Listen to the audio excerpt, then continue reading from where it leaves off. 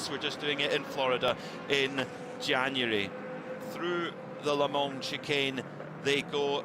The drivers have now got to switch on their brain. Their brains have been working at about 1 to 2% capacity for the last 6 hours. Now they've got to go to 100% capacity. They've got to switch on that mode in their brain.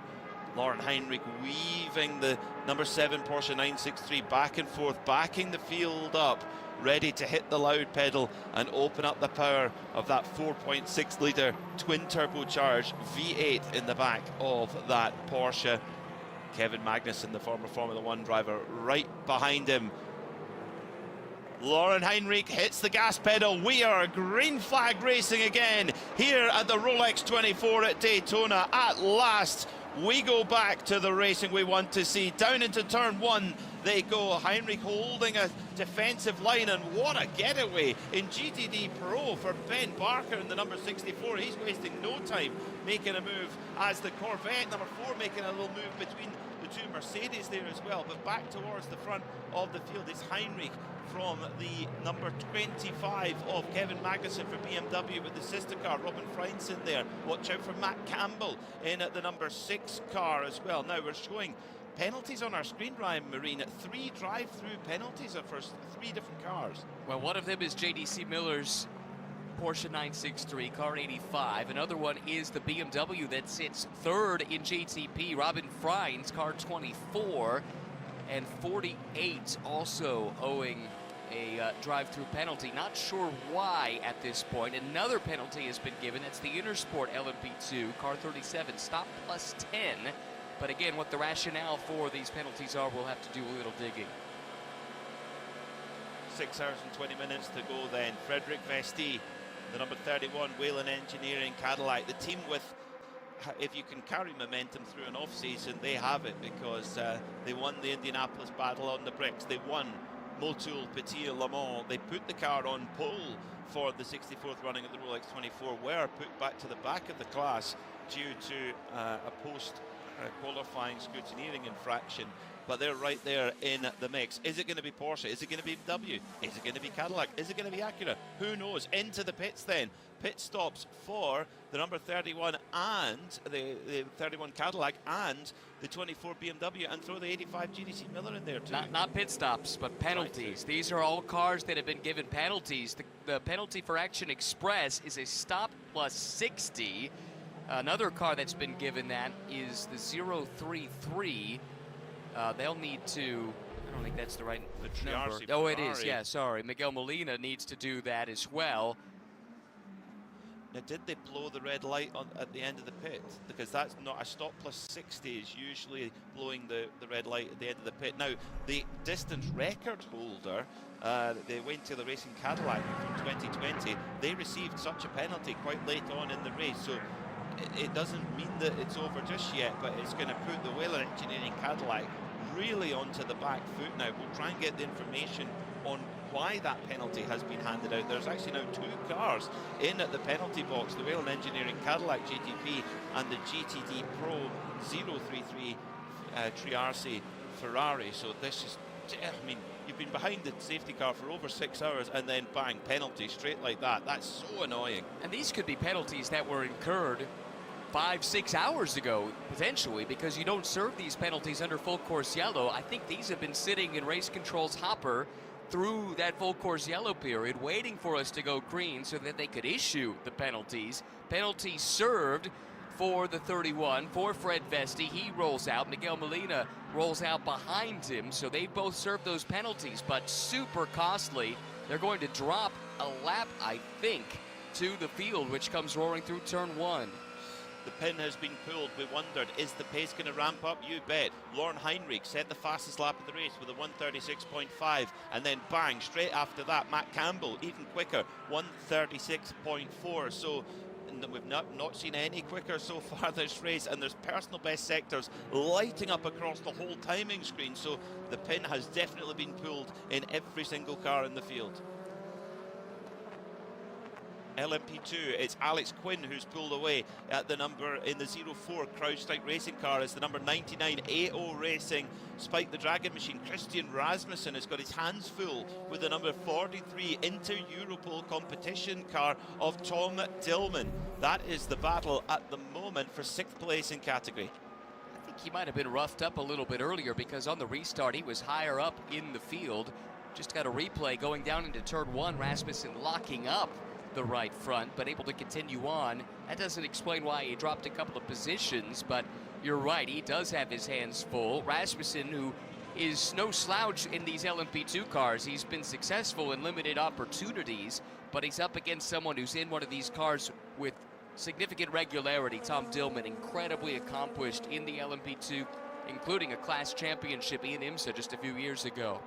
Yeah, Inter-Europol, both Tom Dillman and Inter-Europol have grown together, haven't they? But the one thing that Tom Dillman doesn't have, and Christian Rasmussen does have, is a Rolex watch for winning this race. Of course, Rasmussen won it with the Era Motorsport team a couple of years ago.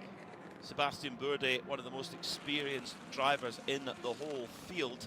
He is sitting in second at the moment with Parker Thompson behind in the PR1 Matheson with Brian Herder Autosport car right behind the Wins liveried car, number 52. Then Nick Cassidy in at the 343 has got the Era car in between those, which is of course running several laps down. But Nick Cassidy, I have to say, I'm super impressed with the pace that he's extracted from that car. Yeah, he's the real deal. Current points leader in FIA ABB Formula E at the moment, and also contested the opening couple of rounds of the Asian Le Mans Series for Inter-Europol in LMP2. So it's a chassis that he knows. He just got back actually a couple of days ago. He was over in Europe again to do some simulator work for Stellantis, who he represents in a couple of different championships. He'll have a busy season with a full Formula E program, a full World Endurance program with Peugeot, but then sprinkling in a couple of sports car starts on the side in Asian Le Mans, and then here with the Rolex 24 at Daytona. I'll tell you though, he is quality, he is class. You think about what he's accomplished, championships in Japan, championships in the junior formula, race winner, nearly a champion in Formula E. He is really, really good, and right now he's got Inter-Europol on the fringes of a podium here with 6 hours 14 to go. It's a 1-2 now for Porsche Penske Motorsport at the Rolex 24 at Daytona.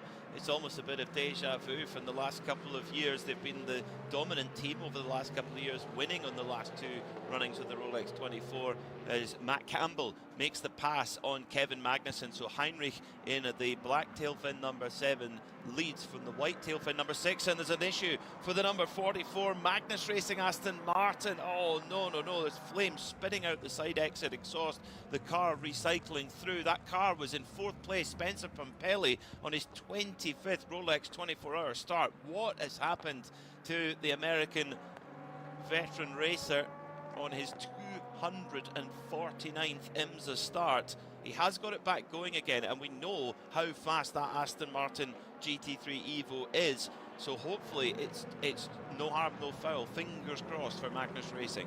He was in the top 5 at the time, whatever transpired. He's dropped now down outside of the top 10, shown in 11th at last check on timing and scoring. And that was a car that I thought really was in great position prior to what I've just learned is the longest yellow flag in Rolex 24 history. 6 hours, 33 minutes, 25 seconds, 120 laps behind the safety car in one fell swoop. Thanks to Tony DeZino from IMSA for that information.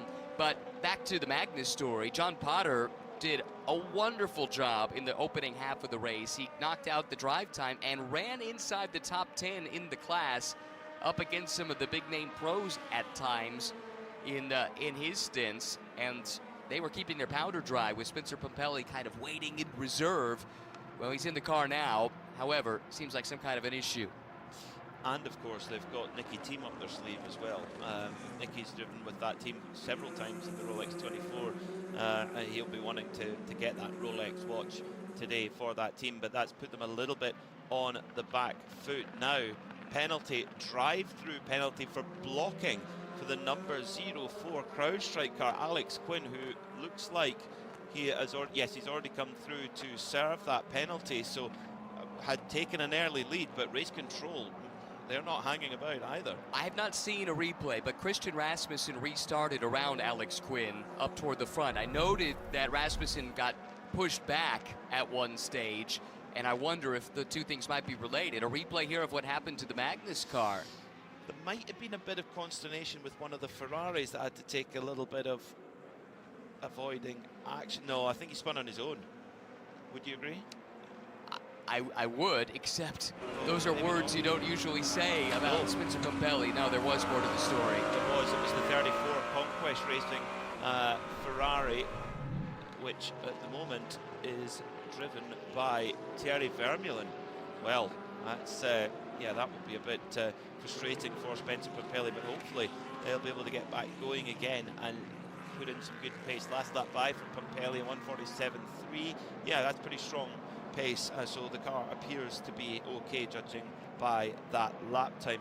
Colin Brown making moves forward now in the number 60 Marshank Racing Acura, which he's won this race in before. He's just made a move on Louis Delatraz to go up into 4th position, so Colin Brown on the charge now in the leading Acura. A setback for last year's GTD class winners. It's now known as 13 Autosport, but it's the same AWA team that's running them. A puncture after contact just a few moments ago forced Matt Bell into the pit lane. Had been running 3rd at the time, has come out in 11th. And Matt Bell reporting contact with Lilu Wadu on the track, and that is the speculation as to what might have caused that puncture. Frustrating, but if it's going to happen, get it out of the way now. There's still a chance to fight back if that's the case. The incident between Thierry Vermeulen and Spencer Pumpelly under review now by race control. I also have a little bit more information about the different penalties that have come through. So the penalty for JDC was refueling while on the stands. That led to a drive-through penalty. The penalty to, let's see, the 24 from Team WRT, that was a tire without crew that led to a drive-through. Intersport had an improperly served emergency service. That was stop plus 10. And then there were a couple, as we thought, for running a red light during that prolonged yellow flag. So that's why we saw the stop plus 60 for the Ferrari and for the Action Express Cadillac. I think that gets us more or less up to speed on the contenders that had some penalties. Well, Louis Delatraz didn't take kindly to Colin Brown pinching his 4th position and said, no, I'm going to have that back, thank you very much, in that number 40 car. Louis Delatraz, I'm sure, will be fueled by redemption after last year. Of course, just before midnight, had that little bit of a mistake, spin right in the middle of a pack on a restart, and it kicked off on a massive wreck and taking that car out of the race. So you can be sure he really wants to set that right here today. And you know, the Cadillacs have pace. They have really good pace, actually. They might not have the fastest lap of the race, but they've been quickest up till that full course yellow. They were the fastest car through sector 2 and 3. But since Matt Campbell's been in the car, since we've come back to green flag racing, that pace has really hotted up. Still lots of personal best times being put in. We're at the moment only 0.3 of a second off the GTP lap record, so yeah, we're on red hot pace right now. In GTD Pro, it was Ben Barker who led us back to green flag racing on his Rolex 24 debut, but Tommy Milner is in a mood to get a hurry on. Could have won a Rolex 24 last year. It ended up in a pretty brutal punch-up with the BMWs, and of course we all remember the Milner salute from that particular race, but he's moving forward now, trying to get his first win in 10 years at this race, and looking good at the moment. Got that move done on Ben Barker, who still sits in second with Jules Gounod behind him in that AMG. Then it's the second of the Corvettes, the number 3, that's driven by last year's champion in GTD Pro, Antonio Garcia. Fantastic battle, as it has been all race long in GTD Pro. We've been marveling at how close the top 5 have been running pretty much the entire race, even back when we had extended green flag running of 3+ hours at a couple of occasions in the first half of the race. Garcia starting to close in a little bit on Jules Gounon. It's been a really good drive for the Bartone Brothers Racing Get Speed entry. They're carrying a driver, not strictly an amateur in GTD Pro. Anthony Bartone classified as a silver, but he's not someone who grew up driving race cars. That said, he's from a racing family. The Bartone brothers, world famous in drag racing. They were a championship winning team in NHRA once again last year. But Bartone's been a quick study. He's getting quicker and quicker. They were able to get through his drive time, and now they've got a pretty strong lineup that's around him that should help them contend here at the front late in the going. But Garcia not going to let him get that position easily. Tries to work his way around the outside, and an interested spectator, unfortunately much delayed, but showcasing the pace that we saw from it early in the race. It's the McLaren from Rahal Letterman Lanigan Racing. Late defence there going into the International Horseshoe from Jules Gounon, one of the best GT drivers in the world. Garcia, although well into his mid-40s now, is still one of the best GT drivers in the world, in my view. And his results show that. Dean McDonald, unfortunately, that number 59, Rahal Letterman Lanigan McLaren, was running so well early in the race, and then a tyre pressure monitoring system error or failure cost them 22 laps, taking any chance of a victory out of the question. I think it's the last car still running, shown 55th right now. They've completed 449 laps. The leader in class, 469 laps, 20 laps down. Too much to overcome with just over a quarter of the race to go. The incident between the Conquest Racing Ferrari and the Magnus Aston Martin has been deemed no further action, incidental. So they both got to crack on and get on with it. The 31 Wheel Engineering Cadillac now has got a big job ahead to try to get back onto the lead lap. Frederick Vesti was the driver who unfortunately had to serve that penalty for running the red light. He's now got into the clutches of one of his fellow Cadillacs ahead, which of course is running on the lead lap. Both Wayne Taylor Racing cars running on the lead lap, the number 10 and the number 40. Meanwhile, Manti Grello in IMSA trying to make a move on the 75 Express car with the number 1 BMW on his outside as they come down towards turn 2. That's battling over 5th position at the moment, and the 75 Express of Maro Engel making big moves forward because they were a little bit on the back foot after Will Powers missing his pit box in the last full course yellow. But now Maro Engel has really got the bit between his teeth. I said at the time, I thought that car was quick enough to overcome that miscue. This was really close through the tri-oval. 18 degrees of banking until you get down on the apron, and Engel was about half and half. Sparks flying from underneath that car, kind of matching the livery, quite frankly. And he was able to make it 2 for 1 to the inside of the BMW as well as the Porsche while they were scrapping for position. And look at this, Maro Engel checking out, leaving that Porsche and BMW pairing in his dust. And he put Ricardo Feller in that 911 Manti Porsche in a position saying, I'm coming through.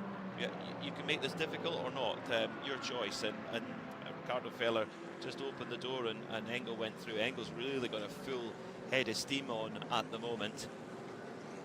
Double winner of this race, once in GTD, once in GTD Pro. He'd love to get a third Rolex watch to add to his collection. So he's a bit of a smiling assassin, is Maro Engel. When we chat to him, he's such a gentleman, such a nice guy. And in a car, he's, like I say, smiling assassin. That was a move of a driver that's not thinking about points at all. They have one mission. They are here to win this race. This is not a full season entry. They might run a handful of races in IMSA this year, but that doesn't matter to Kenny. He's out there to hunt trophies all over the world. Kenny shows up at the biggest races with his team, Kenny Hobble that is, to try and win. He wants a wristwatch. A couple of years ago, 3-4 years ago, they were runners-up in this race. Since then, they've had just horrendous luck. So he's changed the livery on the car. That's why it's that shiny blue. They had blue as a big part of the team 4 years ago. I think all the drivers dyed their hair blue when they were runners-up in that race, and they thought maybe we can recapture some of the magic and put the misfortune of the last 3 years behind us, if we can put the blue back on the race car. And all the drivers, barring Kenny, came out in driver intros with blue wigs yesterday as well. So they're leaning into it. Hey, it's working for them right now. They're up into third. The pace of the Scotsman from Kelty, Dean McDonald, in the RLL Team McLaren is making it even more frustrating for McLaren fans. That it's a story of what could have been. Dean McDonald running the pace of these top cars, top GT drivers. He's right there, and that's showing that the McLaren has the pace to win, but a mechanical or technical problem stealing that away from them. It must be frustrating. It is, on one hand, no doubt about it. On the other hand, let's remember, this is the team's first race with that car. Brand new relationship with McLaren, and 3 drivers in the lineup that had a combined 1 sports car start before. Dean McDonald's the exception. He has plenty. McLaren affiliated driver, but had never raced at IMSA, never raced at Daytona before. And yet, all throughout the buildup and in the early stages of the race, until something out of the team's control went wrong, they've been quick. They continue to be quick once that issue has been rectified.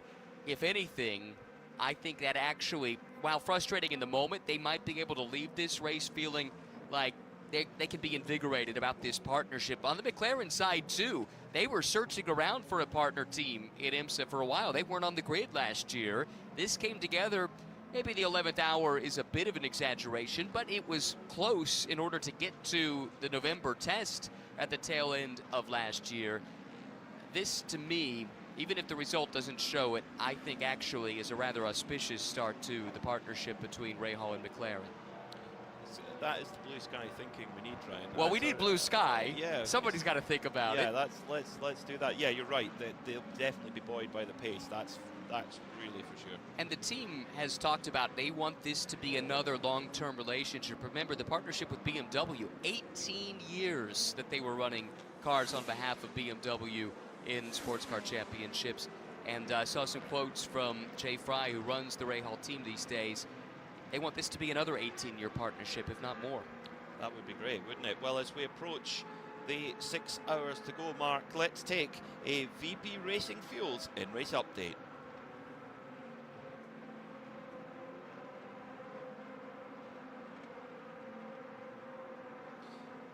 At last, we are racing at the Rolex 24 at Daytona after over 6 hours under a full course caution due to thick fog.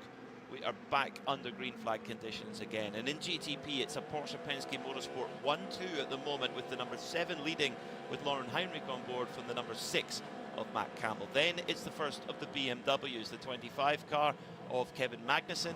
Louis Delatraz for Wayne Taylor Racing, number 40 in their Cadillac, is 4th, and Colin Brown rounds out the top 5 in the first of the Acuras, the 60 Marshank Racing entry. Then it's Ricky Taylor for Wayne Taylor Racing, the number 10, a car that's been in victory lane several times before at the Rolex 24. Robin Freins in the second of the BMWs is 7th. Then it's Timon van de Helm for JDC Miller Motorsports. Alex Palou is the first car off the lead lap in GTP, but only one behind. That's the 93 car. And Fred Vesti for 31 Whalen Engineering Cadillac, just 2 seconds behind Palou after serving a stop plus 60 penalty for going through a red light at the end of pit lane. In LMP2, it's the team that were first on the road last year, Tower Motorsport, looking for redemption with Sebastian Bourdais driving 1.3 seconds ahead of Nick Cassidy in the 343 Inter Europol competition car. The sister car from that team, number 43 of Tom Dillman, sits right behind in 4th. Gregoire Saucy for United Autosports 22 is in 4th. Then it's Christian Rasmussen for AO Racing. Parker Thompson for PR1 Matheson with Brian Herda is 6th. Then it's Alex Quinn, car 04 for CrowdStrike Racing by APR, who served a drive-through penalty for blocking on the restart. Oliver Jarvis just off a couple of laps off the lead lap for Intersport Racing in 8th position. In GTD Pro, it's as tense as always. The number 4 Corvette for Tommy Milner leads from his teammate who's just got through, Antonio Garcia. Now it makes it a Corvette 1-2, as it has been many times in this race. Garcia's managed to sneak his way past the 64 of Ben Barker for Ford Racing, who now sits in third position, excuse me. Jules Gounod, the first of the AMGs, is in fourth, but right behind him, his old teammate Maro Engel, right in there in fifth place. Then it's the first of the Porsches, the Grello Porsche Manthey, digging in with Ricardo Feller in sixth. The first of the only BMW GTD Pro, Neil Verhagen in car number 1 from Paul Miller Racing. The Lexus RCF GT3 haven't quite had the ultimate pace, and yet they grind on in 8th position. Ben Barnicoat on board right now. Then it's Nick Tandy for AO Racing. Rex, it's been a fairly tough race for them so far, and yet they're there on the lead lap. Rounding out the top 10 in GTD Pro, it's Frederick Vervish for last year's winning car, the 65 Ford Racing Mustang. In GTD, it's the BMW M4 GT3 Evo for Turner Motorsport. Robbie Foley, who currently sits 3 seconds ahead of Lilo Wadu-Desilliers for the AF Corsa team, who of course are on a bit of a roll. They won their class at Petit Le Mans at the end of the 2025 season. Russell Ward, last year's champion in the 57 Winward car. Surprise, surprise, they're there in the mix, as they always are. They are relentless. They sit third. Fourth for Lexus, the number 12, Vassar Sullivan machine with Aaron Thielitz on board. Then it is Charlie Eastwood for DXT Corvette, Lynn Hoddenhuis for Lone Star Racing. Then it's Valentin Asclot for the 19 Van de Stoor Racing Aston Martin. Number 912, Richard Leeds, former winner of this race on several occasions in the Manthey Racing Porsche with first form. Then it's Dudu Barrichello for Heart of Racing, and Spencer Pompelli rounds out the top 10 after a little skirmish with the 34 Conquest Racing Ferrari. That is your VP Racing Fuels in Race Update. 5 hours and 55 minutes to go at the Rolex 24, and in GTD Pro, normal service has been resumed, Ryan, with Corvette 1-2. The only difference is that they're more than a car length apart for a change. That's the first time we've seen that under green flag conditions in a while.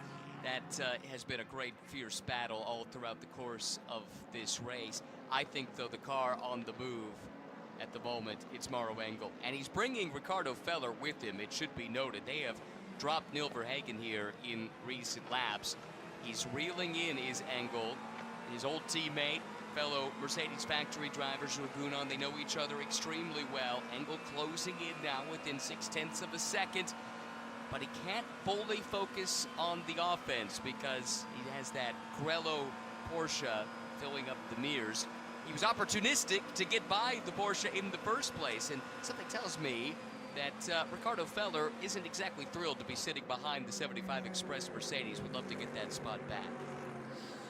Nothing wrong with the straight line speed of the Team RLL. McLaren drafting past Ben Barker, but of course running many laps down after losing so many laps early on with that tire pressure monitoring system issue, but mixing it with those GTD Pro leaders who would probably rather the Papaya machine wasn't there. I have noticed, I mean, the amount of fans we've had here this weekend is remarkable. I have noticed a lot of McLaren shirts, a lot of McLaren F1 shirts around this weekend. And do you think, Ryan, that maybe means, as we'll pause on that thought for a moment, as it's a move for the lead in LMP2, Nick Cassidy makes a move on Sebastian Bourdais. You're at two different ends of the experience spectrum in terms of prototype sports car racing, and well, Cassidy showing that class is permanent. I would say that also was a move that is a driver that's not thinking about points. That's the one-off entry from Inter Europol. They split Neil Verhagen on the 18-degree banking on the front stretch. He just inched ahead of Sebastian Bourdais, and quite frankly, if Sebastian weren't the gentleman that he was and he had kept his foot in it, that could have ended in tears. Instead, Sebastian recognizes, hey, we still have just about a quarter of this 24-hour race to go. Backed out of it, might have hit the brakes a little more than he would have otherwise down at the apex of turn one. The two come out on the other side, but that was awfully close in the fight for the lead in LMP2, which does change hands. Nick Cassidy now at the points. Nick Cassidy, what a start to 2026 he's had with that win in Mexico. Fantastic. Let's get some atmosphere in the pit lane. The weather has been the talking point all the way through the day, and Peter Snowden has an update for us.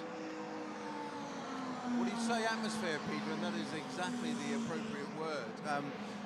Don't want to be the bearer of bad news or anything. I'm just going to say that as I look down to the pit in, there's quite a lot of that fog and mist reappearing down in my eye line 4. So just thought I'd mention that at this point. Thank you, Snowy. Yeah, I had been thinking that over the last few laps, but didn't actually want to say it. I didn't want to tempt fate. We stay green flag racing for now, but the headlights more struggling to cut through the gloaming as they come through the International Horseshoe. LMP2 leaders and GTD Pro leaders intertwining at the moment. We have two voices down in the pit lane. You just heard from Peter Snowden, but let's catch up with Duncan Vincent. Duncan, good morning. Good morning, Peter. Good morning, Ryan. Good morning, Harry King. How are you? I'm relatively refreshed by 24-hour race standards. You know, the long pause meant all of our drivers since were triples, so it meant, you know, I did my triple quite early, just before the fog, and then I had to do an hour into the full course yellow, but it meant I got a good amount of rest, and I'm now in the pit lane. You know, I was fast asleep about 15 minutes ago, and I'm going to be on the bank in, sending it nice and high in about 5 minutes' time. So, yeah, good way to start the morning. Yeah, it's probably the quietest we've had Daytona through the night when everybody's rumbling behind the pace car. Great for you managing to get that shut eye that you need. Yeah, it's critical. I mean, we're only a 3-driver lineup as well, so, you know, it enhances everything that's required from us. So, yeah, it's well received, that's for sure. Thanks for your time, buddy. Thank you very much. See you. Yes.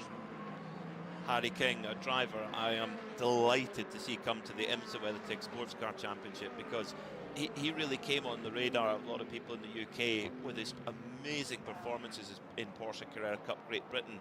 Not just the speed and the results, but the style of his driving is so instinctive. He dances the car around. In those days, in the old 991 Porsche Cup car, you could really have it dancing on its toes, and he's a proper hard racer. And if there's any championship in the world where that is the right set of skills to have, it's here in the IMSA WeatherTech Sports Car Championship. He's quite a driver. Delighted to see him get this opportunity, and to be paired up with Nick Tandy. It's a pretty ominous thought for the rivals, Ryan, because you know when that green Rexy dinosaur appears in your mirror, you know it's someone who's going to have a go. I think you're right. Definitely, that's the full season pairing, and then Alessio Picariello, the Belgian, joins them for the endurance races. Just a 3-driver lineup, like you heard him allude to. And Harry's driven with Alessio before. They won their class at Bathurst together a couple of years back. Cut his teeth, did Harry, in GT World Challenge Europe in terms of GT3 racing. Won a gold class championship last year, but I know he's excited about this opportunity, and I think he can look at what AO Racing did for the career of one Lauren Heinrich and think, well, why can't that be me next? A relative unknown coming through the Porsche pyramid gets a chance in the big show in the IMSA WeatherTech Sports Car Championship, and look how his star has risen. I think Harry can follow that trajectory. Every indication based on what he's done in his young career would indicate he has that kind of talent. Number 22, United Autosport, Gregoire Saucy sits in 5th at the moment, but there may be action on the pit wall. Duncan Vincent. There is definitely action happening, Peter. Some big hitters are getting themselves ready to jump in for a stint now that we've got the daylight, and I can actually see almost a little bit of blue sky behind your lovely centre that you're in. But Paul Di Resta is on the pit wall. If you look across from where you are, you'll see the Rolex gantry on my left. We have got United Autosports on my right-hand side. We've got Interpol Europe, and they're both are expecting a driver change. Here comes the 22 towards us just now. He rumbles past. Very quiet. Gregoire Saucy stops on his marks, as you would expect. Clinical from him. No rush between the drivers. I had a quick word with Paul before he got in. He said, I'm ready for this. And he put together a meteoric stint earlier on, Peter. I think you picked up on that. He was taking chunks of time out. It was a 20-second gap he had to break down, and eventually got it down to about 4 seconds. So what can PDR do this time? A great stop as ever, as you would expect from the United team. Tyres are done. We're just waiting on fuel. A little bit of housekeeping getting done at the front of the car to remove the rubber, to remove any pickup. And this will be a good stop for Paul Di Resta.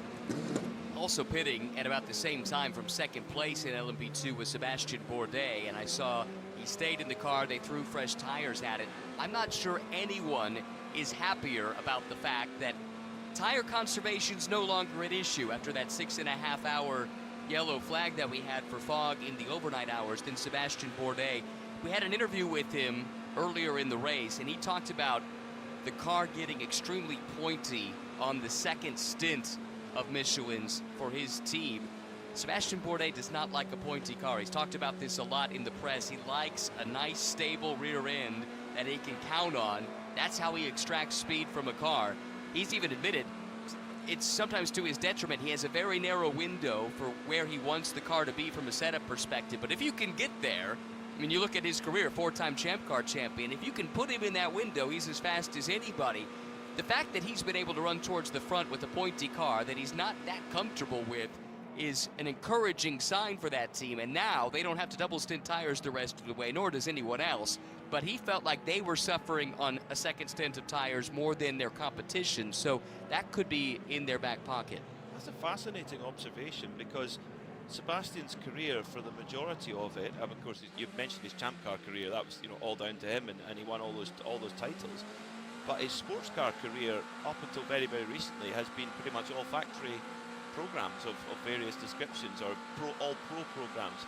This is a slightly different kettle of fish. Where you're in a Pro-Am class, the LMP2 class has to have a mandated bronze driver. Generally, a bronze-graded driver won't have the experience, and they're not going to like a pointy car either, are they? Exactly.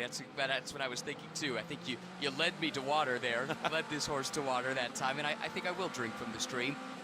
Yeah, exactly right. So maybe that's what makes him such a good teammate in a Pro-Am lineup. You don't have to compromise so much on the setup. He doesn't need to have a car that's always on the edge of adhesion when it comes to rotation and turn in and power down. He's someone who likes a car that's a bit more stable, not so lively, and that's how most of the bronze drivers feel about things as well. Again, this is the team that was first on the road last year. And this fog is getting worse, isn't it? That was really tight down into the Le Mans chicane, and I couldn't even tell you who was involved because the fog was so thick from the onboard shot. The number 31 Whelen Engineering Cadillac of Frederic Vestry is trying to make moves forward. He's actually trying to pass Alex Palou in the Acura number 93. They're both running a lap behind, and they want to be in the right position to try and get their lap back if Full Course Yellow comes out again. Pit stop for Inter Europol with their number 343 car. Duncan Vincent in my ear was telling me that Antonio Felix da Costa was getting ready. Duncan, what else is going on down there? Yeah, Antonio Felix da Costa slides into that car. The pickup and the debris in the front of these cars, Peter, is quite something when you see it, all the rubber marks. And it's great because we've got a Corvette as part of the Corvette show area from Le Mans, still as dirty as it would ever be, as you would expect. But a really good trick stop. The Inter Europol team, a crack team. They've got two cars here. We've seen them in WEC, and they're a very impressive run there. That's a good pit stop, and earlier on they actually picked up a penalty, Peter, because of an infraction or infringement with the arrow marking where Antonio Felix da Costa was to park up. But no such issues this time.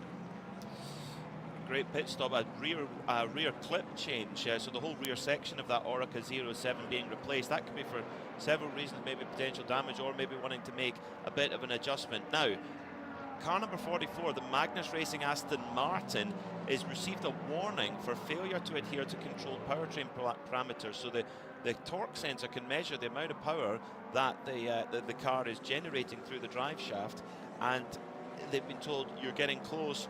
Turn it down, turn the car down, basically. We've seen that be the case before, and the Whelen Engineering Cadillac, Ryan, has made that move up into 9th position over Alex Palou. That had been several laps in the making. Fred Vesti was working on making that move happen. Finally does get by. Quick coda to the 44 story. I apologise, it was the 60 car, Colin Brown. So that means that Vesti is making big moves forward, because he's getting his way closer to getting back onto the lead lap on pure pace alone. Yeah, good point there, Peter. Good catch. Back to that power issue, or I can't remember what the exact verbiage was, but for the Magnus car, the 44, oftentimes that gets spiked with excessive curb usage, because it'll make the wheels spin, and that can kind of trick the torque sensor into a spike, and so that's something that will have to be managed. But they got their warning now. That's the rap on the knuckles. Now they need to manage that the rest of the way to avoid any kind of penalty. Well, we've got a couple of interviews to pick up on down in the pit lane. First of all, let's go to Peter Snowden. I've just caught up with Christian Rasmussen, who's just come out of the AO Racing number 99 car. Obviously, masses and masses of time behind the safety car. We get a short run. I've just commented that the fog is coming in again on the pit-in side of the track. What's it like out there? You're the one just been out there. Yeah, no, right now it's fine. It's still clearer than when I jumped out last night. So for now it's okay. It's definitely, you can see it's coming back in a little bit, but visibility is still good enough to drive, in my opinion. And when you say good enough to drive as you wish or with caution?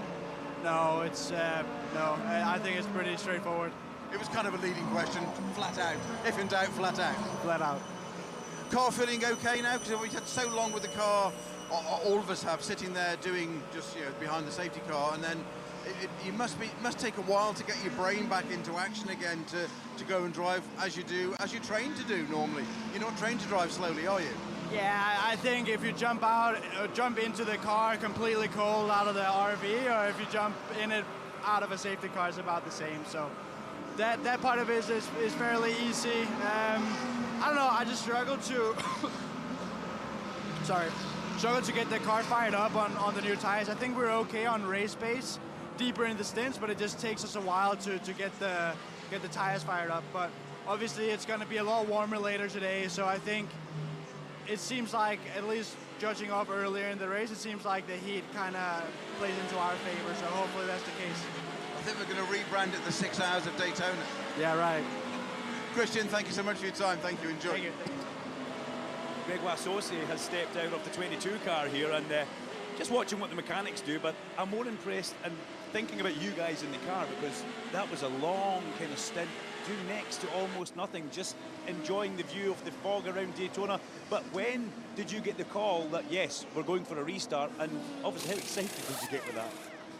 Yeah, so first of all, we have quite a long start of the stint with under safety car.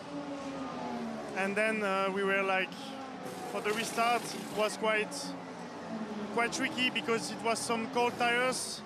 But at the same time, like, I think everyone was in the same condition. But you know, it's still a long race to go, and there is no point to take some big risk now. I think we are quite happy with the car balance, and we will continue to work on for the end of the race. What do you do now? A little bit of breakfast and a bit of chill out time? Yeah, a little bit of breakfast first, because I'm quite hungry, but then I will go back in the car soon, so yeah. Well, thank you very much. Thank you. Gregoire Saucier there with Duncan Vincent from the number 22 United Autosports LMP2 crew. GTP pit stops ongoing at the moment. The race leader, the number 7 of Lauren Heinrich, came in for a stop, as has the number 25 WRT BMW of Kevin Magnussen, and likewise Timon van de Helm in the JDC Miller Porsche. Well, the Van der Helm one surprises me slightly. The other two made plenty of sense. They were the ones that had stayed out during the tail end of that lengthy 6.5 hour yellow, so they were down on energy by 5, 6, 7%, something like that, at least at the restart, and then maybe they were able to narrow that gap with a little bit of fuel save, but they were always going to be slightly off sequence. Matt Campbell now in the lead. He's down to 2.3% energy in the virtual tank. Louis Delatraz in second at 4%, and then Colin Brown in the first of the Acuras up to 7% still, and Matt Campbell, because he was down to 2, he's peeled off and now brings the 6 car to the attention of Porsche Penske. A fresh set of Michelin Pilot Sport medium compound tyres being placed on there for Matt Campbell, driver who knows how to get it done at this race, driving with the number 6 crew as the Endurance Cup driver alongside full season drivers Kevin Estra and Lawrence Van Tor. Interesting, a little bit of tape going in there, taping the wiper to the windshield there. What's going on there, Ryan Marine, I wonder? Oh, you put me on the spot. Maybe it was coming loose, flopping around or something like that. Now, sometimes in the old days in NASCAR on road courses, they would configure their windshield wiper in a certain way to procure a performance advantage. I have no idea if that could happen here or if that's even a consideration, but anyway, just something that I picked up watching NASCAR races years ago. That's subsequently been kind of taken out of the equation with some rule changes, but there was something with the positioning of that windshield wiper that could actually help with the performance of the car. Big battle going on for second position between two veterans of IMSA, Colin Brown and Ricky Taylor, battling over second position at the moment, with Louis Delatraz a little bit up the road. They will be due in the pits any moment now. Colin Brown may actually make an extra lap. We saw the Acuras go longer on fuel early on in the race, so the Acura seems to have a little bit of an efficiency advantage indeed. Colin Brown does continue, and Ricky Taylor brings that number 10 Wayne Taylor Racing Cadillac into the pits, as does Louis Delatraz. So Colin Brown soft-footing it round. That Acura seems to have good efficiency. Driver change going on then for the number 40 Wayne Taylor Racing Cadillac. Delatraz jumping out, Jordan Taylor jumping in. Brown should be due in on this next lap. He's down to 2.9% energy. I think it would be pushing it to try and go anything further than one more lap, but that is something to file away. I think the Porsches have shown pretty good energy or fuel economy, as well as raw pace at times. The only other car that's been able to match them, in my opinion, has been the Acura, and they've been there or thereabouts on pace, but I think they have been there on the fuel economy side of things. Perfect pit stops, as we've come to expect from Wayne Taylor Racing in the second year of this Cadillac program, and looking for that to reignite that old magic which they had together during the DPI days.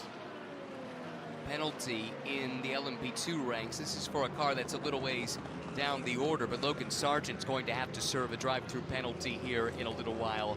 Wheel rotation while the car's up on the jacks. That's a safety issue. It's been a penalty for a long, long time. Doesn't really matter why it happened, but that car will lose even further ground. Unfortunately, they're down in 9th in class, 20th overall, and a few laps off the class leader. We've got quite different conditions now that we've been racing in for the last just under an hour or so than we did when we went under full course yellow around 7 hours ago. And the drivers will be under discovery of how the balance has shifted in the car, how things are behaving. Duncan Vincent, he's eagle-eyed in the pit lane. He's been watching one of the most established teams in the business, United Autosport, playing a few little tunes in their pit stop. Duncan, what did you spot? It's tweaking, isn't it, Peter? Because drivers will have an idea of what the air density is going to be like, and as this clears up, do they need to tune the car to that? Well, yes, they do. And I just caught United Autosports just taking a little bit of rear wing out the spare wing that sits in the back of the garage. It's not on the car, but it is there. So maybe at the next pit stop they're expecting to change that just for a little bit more straight line speed in the 22. And in a battle for the win in LMP2, we've seen it before a couple of years ago with Proton Competition and CrowdStrike, literally drag racing to the line like it was a Daytona 500 finish, winning by a wheel length. So if you could eke that tiny, just 1 or 2K more, could be the difference. And as Duncan said, the air is thick. We had humidity up over 90%.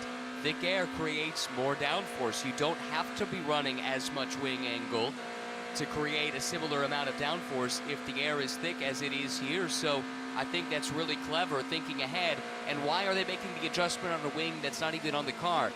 It's quicker, safer, easier, less mistake prone to do the change on the wing that's sitting in the pit box, wait till the next pit stop. The rear wing assembly comes off and gets reinstalled very easily on these Orica LMP2 cars, and they'll have plenty of time on a normal pit stop where they're putting a full tank of fuel into the car to change that wing assembly. They'll know it's exactly where they want it to be. There's no worrying about a mechanic having to rush to make that change during a live pit stop. This has been common practice for many years now to go ahead and preemptively make the change to the wing assembly. And sometimes when you see those bodywork changes, it's not necessarily because of damage. It could just be the team's making some slight aerodynamic adjustments. Into Europol changed a rear section. They did. We wonder, must be a fairly similar idea. And of course, when you've got Paul di Resta in the car, who's so well known to the team and who knows that platform so well, if he said, yeah, we need to trim a little bit out of it, you can sure that that's good feedback. The leaders coming through then, through the tri-oval, still a Porsche Penske Motorsport 1-2 after that cycle of pit stops, but there's been a switch. The number 6 machine of Matt Campbell now leads from the number 7 of Felipe Nasr. So interestingly, the 6 car for Porsche Penske Motorsport keeping Campbell on board, but the number 7, the sister car, swapping Heinrich out for Nasr. And Campbell, not only does he lead, he has around 3% more energy available to him at the moment. So the number 6 car now, which was so strong early on, forging to the front. But also that's the car that picked up some damage in the early stages. Remember, they had to do the repair to the right-hand side bodywork, and then they took, I don't know, a half dozen, 8, 10 opportunities during the 6.5-hour yellow for the fog to do some more repairs to that car. It was already at the back of the class, so they figured, what the heck, we'll just keep bringing the car into the pits. They kept working on the underbody of the car. That's something that Lawrence Vanthor, one of the drivers, he put it on social media earlier in the race. They picked up this damage. They were able to repair the bodywork, no problem, but it was the damage under the car that was difficult to get to, and it was causing a handling imbalance. But Penske took full advantage of the yellow flag. We talked about the fact that the way that IMSA played it out, keeping the pits open, constantly doing the class split, it was not going to disadvantage anyone, but it did provide opportunities. And Porsche Penske took that opportunity to get that car back in the window once again. And now Matt Campbell out in front and starting to ease away a little bit, or is he? Felipe Nasr now closes in to within a second once again, possibly traffic aided, but nevertheless, these two cars that have been the class of the field, they found themselves once again. We'll follow it closely. Certainly after the full course yellow, immediately Matt Campbell put in the fastest lap of the race. So whatever they did, it might have worked. They wouldn't be able to set that lap time otherwise. Yeah, I think you're right. It was really interesting to watch them work. And then similarly, the 7 spent a bunch of time leading the race under that full course yellow until Felipe Nasr was up against the maximum drive time rules and had to come in. That then shuffled that car from first to the back, and then they too replicated that strategy, coming into the pits on multiple occasions, doing a little bit of remedial work just to make sure they have as sharp a weapon as possible to take to the fight when it really matters the most. Formation flying has resumed with the pair of Pratt Miller Corvettes after that opening stint of this 6-hour sprint to the flag that it's become after that long full course yellow under the thick fog, which is stubbornly sort of hanging around in the early morning sunshine, trying to burn it off and trying to cut through it, but almost creating a kind of real brightness effect. It's strange conditions here at the Daytona International Speedway.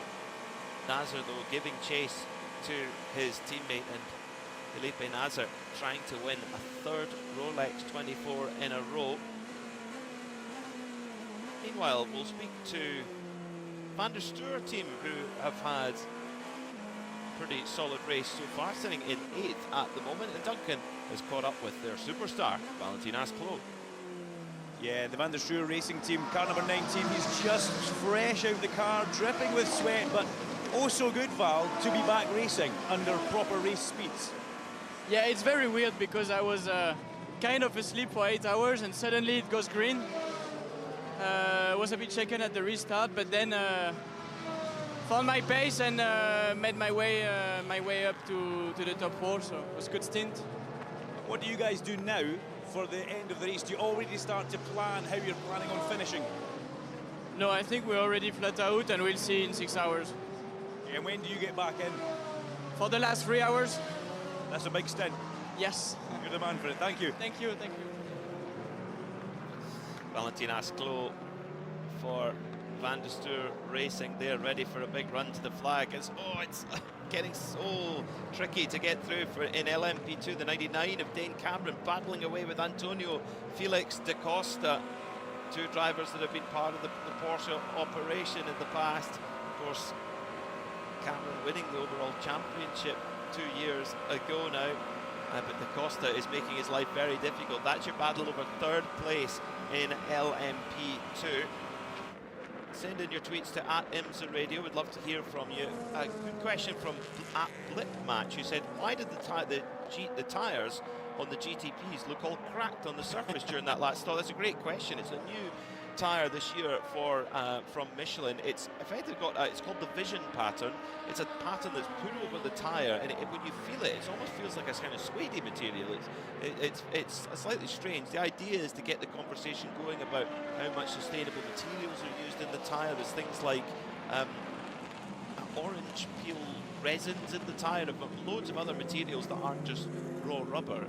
And the idea with this new tyre is to get it to heat up quicker and to have a little bit better wear over a stint. We had a great conversation over the overnight hours. By the way, change of position as DaCosta did get around Dane Cameron in traffic down to the Le Mans chicane, so puts that inner Europol entry up to third. They now have both of their cars in the top 3 in LMP2.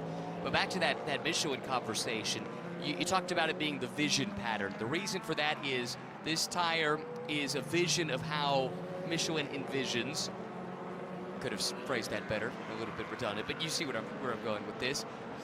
The tire technology to go in the future. 50% renewable sourced material in these race tires right now.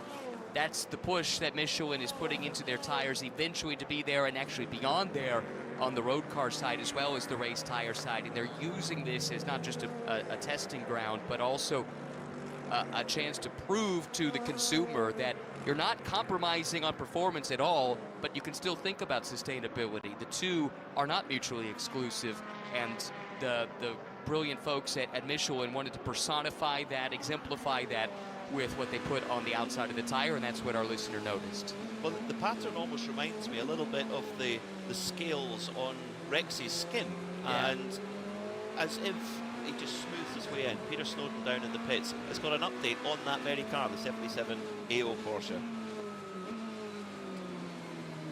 So I've just caught up with Nick Tandy, who jumped out of the AO Porsche number 77. Nick, I'm going to ask you. You've obviously done the quadruple. You've won the 24-hour races here, there, everywhere, whatever. But I'm going to ask you for a weather report from the point of view that we had all those hours behind the fog. It lifted. To me, it looks like quite a bit of it's coming back in again. You were out there on track. Yeah, it has. Like the last 10 minutes, and it seems to be coming. It's like affected by the lake on the back stretch. So, like visibility from the NASCAR 2, the banking into the bus stop is getting pretty poor. And I mean, it's fine if nothing goes wrong. But obviously, the problem is if something's laying in the middle of the track, or a car is laying in the middle of the track, and somebody doesn't see it, then we're going to wish that we'd done something else. But you know, we all want to go racing. It's not too bad around the infields. Of course, like the spotter's point of view, when it gets to this stage, even when you can see that, they can't see anything. They can only see us when we go past the front. So, not ideal for somebody with the job spotter, is it? No, not ideal. I mean, obviously you don't rely on them, but when you get used to having them there in your ear all the time. But yeah, it's on the limit, I would say. I'm out of the car now, so. This will also amuse you as well. There was discussion overnight last night, obviously during all that long safety car period. Of course, you're the only person who's done the 4 24-hour races so far, and Earl Bamber was trying to achieve it with this one as well. And they were trying to come up with a name for it, and they came up with the Bam-Tan. That's a combination of the two of you. There'll only be one first-timer. That was my point. It will just add to... Exactly, it's going to be named after you, hasn't it? I think we should just call it try to win every bloody race you do, all the time. What is it? Mine. Nick, thanks so much. I'll let you go and get some water. Thanks very much, mate. Oh, never change, Nick Tandy, never change. He's a true racer through and through. And on that point, I don't think there's anyone braver or who'll put a car on a limit more than Nick Tandy. And if he says the conditions are on the limit in terms of safety, you kind of have to listen, I think. I agree. I think race control also is monitoring. Well, I know race control is monitoring the situation. We can see through the glass window to the booth that they are in. That's adjoined to ours, just separated by that glass partition. And they are definitely looking out the window and talking to the folks, the corner marshals around the track. We heard from overnight that they have a Daytona International Speedway has a weather specialist on staff, and they've also been in communication with the airport, Daytona Airport, which is just across the street from the track. So they have the best and the brightest working on this. We know for a fact that IMSA takes safety extremely seriously. So they'll be listening to what the drivers are saying too as they get out of the car. They'll hear what Nick Tandy had to say and take that into account. The best news though is the sun is clearly coming up. We're reaching about the point in the morning yesterday where the overnight fog started to burn off for good. I think it's going to be getting better in a noticeable way soon. And in fact, it already is better than it was about 15 minutes ago. When I looked out, I couldn't see the building across the pit lane from us. I can now, and I can see it clearly. So I do think we're trending the right direction. Let's hope so. Let's hope so. We want this great racing to continue because Jules Gounod in that Skilling Crossbone Dodon Bartone Brothers AMG is menacingly stalking the two Corvettes who I don't think it would be fair to say they've had it all their own way so far this race, but they've definitely been the two front-running cars at the very least. And meanwhile, that number 69 Get Speed AMG we haven't really mentioned it much, or certainly we didn't mention it much at the start of the race, but now it's just starting to forge to the front. And if there's anyone who's going to have a go at making a move on the leaders, it's Jules Gounod. He is such a hard racer, and he's trying to chase down those two Corvettes. In the last lap, he was he was about 3/10 slower actually than the two Corvettes, trying to run them down. And yeah, the Corvettes looking strong, but Gounod there if they slip up at all. To your point, we really haven't spoken extensively about this car. They had two drive-through penalties in the first 2.5-3 hours. One for working on the car from behind the wall, the other for an improperly served emergency service obligation. But since then, it's been a quiet, consistent, steady run. Right now, sitting on the final step of the podium as they run. Really strong performance from the team. And again, Anthony Bartone got it started for the Get Speed Run team, which is only making its second IMSA appearance, debuted here a year ago. But then three top-notch drivers, Maxi Getz, Jules Gounod, and Fabian Schiller, to rely on to take it the rest of the way. Well, we've got a special guest who's come to join us in the Global Broadcast Centre at the moment, while the number 52 PR1 car of Harry Tingdall having a spin, which is very, very unusual, it must be said. But joining us, our third BMW M Motorsport guest of the Rolex 24, Andreas Roos, head of the programme. Andreas, this has been a more bizarre Rolex 24 at Daytona. Your thoughts of what's unfolded so far? Yeah, first of all, good morning also from my side to everyone, and thanks for having me here. Yeah, it's definitely special, I would say. But I have to say, we from BMW, we are a bit used to it, as we race also at the Nürburgring Nordschleife or the 24 hours at Spa, where we sometimes have similar conditions. But yeah, it's for me, it's the first time seeing this here in Daytona. But yeah, Daytona is always something special and has something in the pocket for us. So far, it's been a kind of a fairly quiet week for BMW and GTP, but in the race, things have come a little bit stronger. How do you assess how the overall process of the Daytona week has been with the Aurora now coming into the race?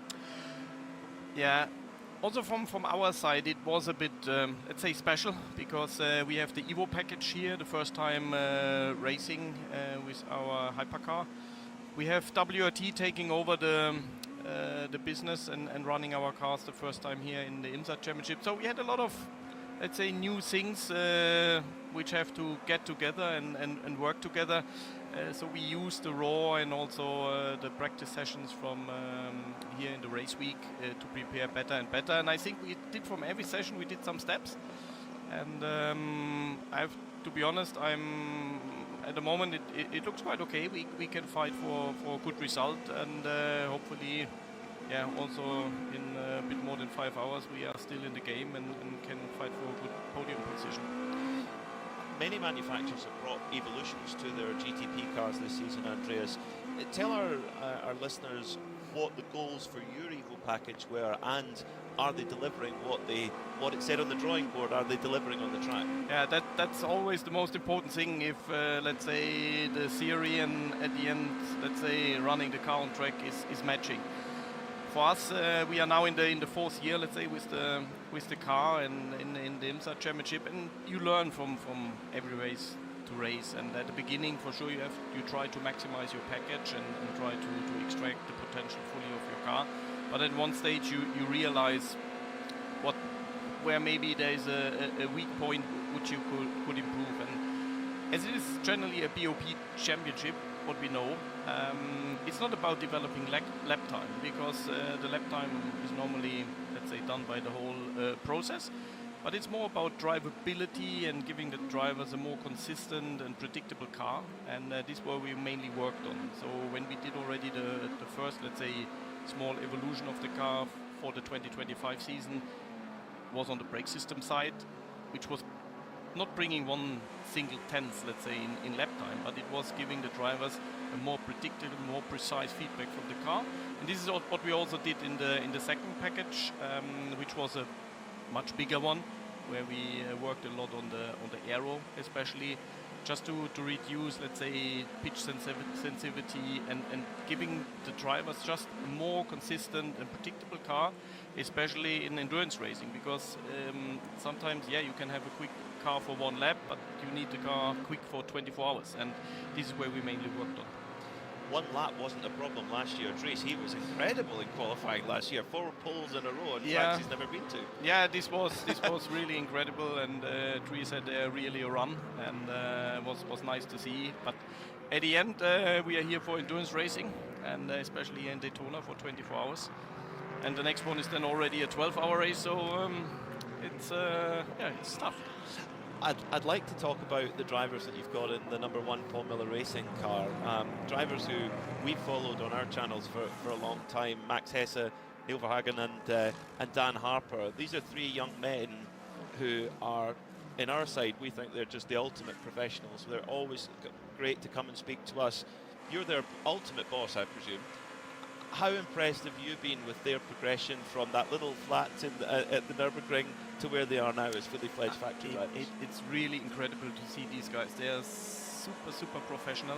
I mean, first of all, everywhere where they are driving, they are always there to fight for good results. The teams for which they are driving, they always love them because they do such a fantastic job. But it's also their personality. It's not only the speed, the knowledge they have, it's also how they interact with the team. And here especially, it's very nice to see that after a while, let's say, we have again the 3 guys together on one car. Also Jochen Nerpasch is here at the racetrack. For sure he's following it very closely, because I mean, we know him as the founder of the M GmbH, or the Motorsport GmbH, and also, let's say, the father of the junior team. And so it's really nice to see this coming back together. But also with Conor De Filippi also on the car, it's a perfect combination, to be honest. I think it's fair to say that Neil, Max and Dan have graduated the university, Jochen's university they've graduated. I'd like to ask you, is there a plan to put 2 or 3 more guys through that exactly same school? Because clearly the program works. That's without doubt. Are BMW going to do that again? I think in the future, yes, we will for sure at one stage think about it again, because BMW had a long and great history in building up young talents and having the junior program. And at one stage we will for sure look at something like this again and see when it fits in and how we can do it. And but it's really nice to see how the guys develop their full professional factory drivers. I can imagine it's a real point of pride. Tell me, what have your guys been doing to, I mean, we were under full course yellow for over 6 hours. What have they been doing to try and make it through this this long full course yellow that we had to endure? Yeah, for sure it's a bit boring, but we still have the radio communication to them, and then you talk to them. But some said, you can leave me in the car, it's okay, I can drive. So it's it's part of the game. One final question before we let you go, Andreas, because I know you're a very busy man. Bringing WRT into the mix internationally now, of course they've been running the World Endurance Championship program from the beginning, but to run the IMSA program as well, if you look at what Porsche have done, having the same partner for both, that's clearly been successful. What are the early signs like? It's still early days. How has that progress been in these early days, and are you confident that it's going to bring the results you're looking for? Actually, I was quite impressed when I came to here. I was not here for the Raw, but I came then in the race week, and when I walked, let's say, into the paddock and saw everything from the build-up to how the people work together, and that's really, you see that it's already working very, very good and well connected together. And we also have to say, I mean, WRT, everywhere where they showed up in the last years, they always were competitive. We'll take a spot away because there's drama now for one of the front-running GTD Pro cars. It's the number 3 Corvette that's come out of Speedway Turn 1. That's still about halfway round the lap, going very, very slowly on the apron here. What has happened to the number 3 of Antonio Garcia? Potentially a puncture, trying to listen on the effects there to see what's happened to this car, but there is drama for the number 3 Corvette, which is crawling its way back to the pits. That will allow the number 911 Manthey car to move up into second. The 69 Mercedes looks like it's a rear right damaged tire there. It's just bits of debris bouncing out the back of the car. Oh, the number 3 Corvette this is a disaster for the team that have been so successful over the years. We'll pick up with that in just a moment. Andreas, that's probably a good time to let you go and go and have a coffee and enjoy the rest of the race. Thank you for everything you do for motorsport.